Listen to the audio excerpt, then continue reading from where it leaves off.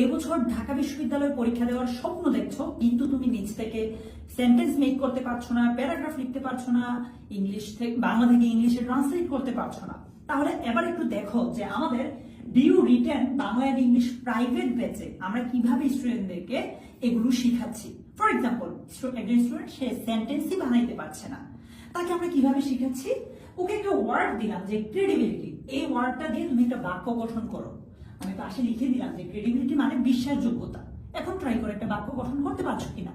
মনে করো স্টুডেন্ট পারছে না, স্বাভাবিকভাবে ও পারছে না বলেই তো এই কোর্সে এসেছে। তো আমরা ওকে একটা বাংলা বাক্য দিলাম যে আইন শৃঙ্খলা রক্ষাকারী বাহিনীর বিশ্বাসযোগ্যতা ভেঙে পড়েছে। এইটা হচ্ছে বাক্যটা।